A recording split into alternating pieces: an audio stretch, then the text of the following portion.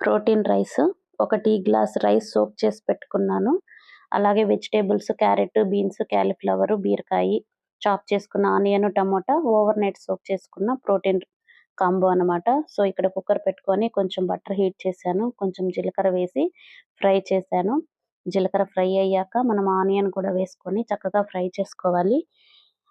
So మీకు ఇక్కడ నేను వైట్ రైస్ యూస్ చేస్తున్నాను. మీకు నచ్చితే మీరు బ్రౌన్ రైస్ కావచ్చు, లేదంటే బ్లాక్ రైస్, రెడ్ రైస్ మీ కంఫర్టబుల్‌ని బట్టి గోధుమ రవ్వ ఇలా వేసుకోవచ్చు. సో నేను కరివేపాకు కూడా వేసి ఫ్రై చేస్తున్నాను. కరివేపాకు, ఆనియన్ ఫ్రై అయిన తర్వాత టమాటా కూడా వేశాను. టమాటా వేసిన తర్వాత కొంచెం అల్లం వెల్లుల్లి పేస్ట్ కూడా వేసి బాగా ఫ్రై చేస్తున్నాను.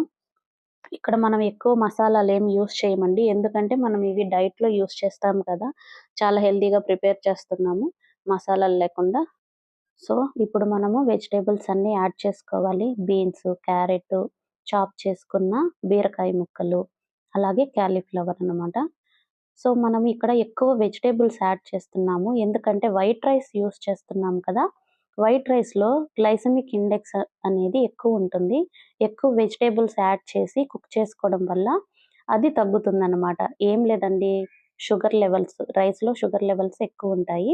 అవి కంట్రోల్ చేసేదానికి మనం ఎక్కువ వెజిటబుల్స్ యాడ్ చేసుకోవాలి. అప్పుడు బ్యాలెన్స్ అవుతుంది. సో, మనకి ఫస్ట్ నుంచి రైస్ తినడం అలవాటు కదా! అలవాటు లేని వాళ్ళకి ఈజీగా ఉంటుందని నేను వైట్ రైస్‌తోనే చెప్తున్నాను. సో, ఇవన్నీ బాగా మిక్స్ చేసుకొని ఇక్కడ కొంచెం కారం, సాల్ట్, పసుపు ఇవి యాడ్ చేసుకోవాలి. యాడ్ చేసుకొని మళ్ళీ చక్కగా మిక్స్ చేసుకోవాలి.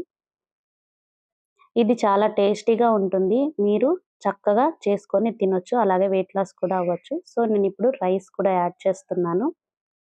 రైస్ కూడా యాడ్ చేసిన తర్వాత ఒక టీ గ్లాస్ రైస్ కాబట్టి ఇక్కడ 2 టీ గ్లాసులు వాటర్ పోస్తున్నాను. సో, మీరు కొంచెం వాటర్ తగ్గించుకోవచ్చు డ్రైగా రావాలి అంటే. ఎందుకంటే బీరకాయలో కూడా వాటర్ ఉంటుంది. బట్ నాకు కొంచెం జ్యూసీగా కావాలని నేను 2 గ్లాస్ వాటర్ పోసాను. ఆఫ్టర్ 4 విజిల్స్ ఓపెన్ చేసి చూస్తున్నాను. చూడండి రైస్ ఎంత చక్కగా వచ్చిందో. ఇక్కడైతే కొంచెం జ్యూసీగా వచ్చింది. నాకు ఇలాగే కావాలని వాటర్ ఎక్కువ పోసాను. సో, ఇది మీరు రైతాతో యాడ్ చేసుకొని చక్కగా తినొచ్చు. చాలా టేస్టీగా ఉంటుంది. ట్రై చేయండి.